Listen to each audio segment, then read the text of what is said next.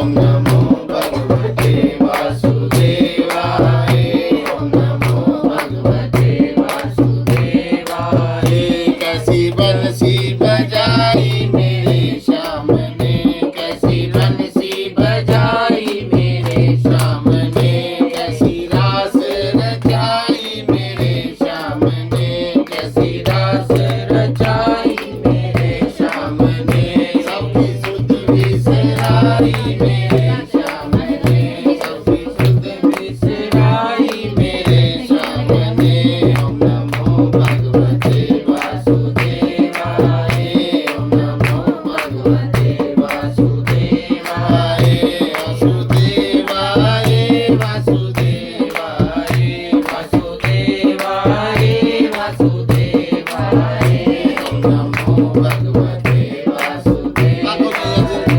ओम नमो भगवते वासुदेवाय। बोल बांके बिहारी लाल हैं। ਵਿਆਹ ਹੋਇਆ ਨਾ ਕੱਲ ਕਿਸੇ ਦਾ ਬਸ ਉਹ ਚੰਟੀ ਪਿਆ ਕਰੇ ਇੰਨਾ ਤਾਂ ਸੰਗਾ ਹੋਇਆ बस वो कीर्तन ही करा बसंगे पढ़ा उन्होंने। हाँ कीर्तन बोल तुलसा महारानी की, गंगा मैया की, जमुना महारानी की, तीर्थराज प्रयाग महाराज की। मैं तो कल रौनक लगी थी। बद्रीनाथ भगवान की। थक गई और क्या पता पड़ी होगा मूवी बना रहे हैं रहने दो काशीपुरी नगरी की, मथुरा नगरी की। 27वां अध्याय। इस प्रकार वह राक्षस और पिशाचनी दोनों घूमते फिरते नर्मदा नदी के किनारे एक बट के वृक्ष के नीचे आकर ठहर गए। उस वृक्ष पर गुरु का निंदक एक ब्राह्मण ब्रह्म राक्षस रहता था। उन दोनों को वहां पर आया देखकर वह कहने लगे, अरे तुम कौन हो, किस पाप से इस दशा को प्राप्त हुए हो। तब राजा ने अपना और पिशाचनी का सारा वृतांत सुनाया और कहा, अब आप अपना वृतांत कहिए, क्योंकि हम और आप आपस में आज से मित्र हो गए हैं, इसलिए मित्र से कुछ भी नहीं छुपाना चाहिए। जो मित्र से छल कपट करता है वह पाप का भागी होता है। इसलिए अब आप भी अपना संपूर्ण वृतांत हमें सुनाइए। तब ब्रह्म राक्षस कहने लगा, हे मित्र, मैं मगध देश में प्रवीण सोमदत्त नाम का ब्राह्मण था। मैंने मद में आके अपने आप को बहुत बड़ा विद्वान मानकर गुरु का अपमान किया। उसी पाप के कारण मैं इस दशा को प्राप्त हुआ। मैंने इस योनि में आकर भूख से दुखी हो अनेक ब्राह्मण खा डाले। गुरु के अपमान के कारण ब्रह्म राक्षस की योनि को प्राप्त हुआ हूँ, यह मैंने भली प्रकार जान लिया है। तब कलमाशपाद ने पूछा, हे मित्र, गुरु की कोटि में कौन कौन आते हैं। यह सुनकर सोमदत्त ने कहा, वेदों को पढ़ाने वाला, सुनाने वाला, नीति शास्त्र का तथा वेदों की व्याख्या करने वाला, वेदों को संदेश को दूर करने वाला, भय से रक्षा करने वाला, अन्नदाता, भिक्षा देने वाला, बुरे कर्मों से रोकने वाला, ससुर, मामा, पिता, ज्येष्ठ, भ्राता, गर्भ से मरण पर्यंत संस्कार कराने वाला तथा राजा, इन सब की गुरु संज्ञा है, इसलिए इन सब की वंदना करनी चाहिए। तब पुण्य कर्माशपाद ने पूछा, तुमने अनेक गुरु कहे हैं, इनमें से कोई बड़ा भी है या सब बराबर हैं।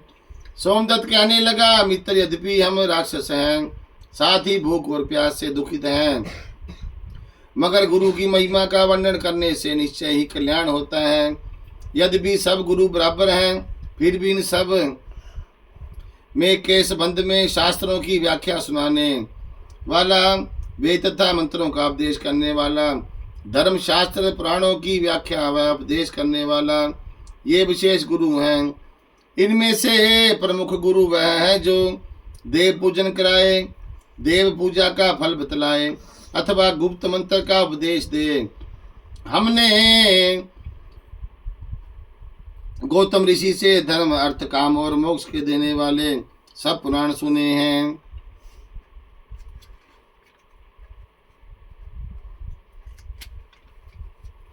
एक समय मैं महादेव जी का पूजन कर रहा था। ध्यान से सुन लियो हुण। उसी समय श्री गौतम जी वहां पर आ गए। मैंने खड़े होकर प्रणाम नहीं किया बल्कि पूजा में लगा रहा। तब महादेव जी ने मुझे गुरु का अपमान करने के दोष में ब्रह्म राक्षस बना दिया। उसी पाप के कारण मेरा अंतकरण जल जाता है। ना जाने इस दुख से कब मुक्ति मिलेगी। सूत जी कहते हैं, हे ऋषियों, इस प्रकार गुरु महिमा का वर्णन करने से उनके सब पाप नष्ट हो गए। इतने में उन्होंने दूर से आते हुए गर्ग मुनि को देखा तो दोनों राक्षस पिशाचनी अपने दोनों हाथ उठाकर उनकी ओर भागे। हमारा भोजन आ गया, परंतु फिर गर्ग के कहे हुए वचनों को याद करके उनके निकट ना जाकर दूर से ही पिशाचनी कहने लगी, हे महात्मा, आपको नमस्कार है।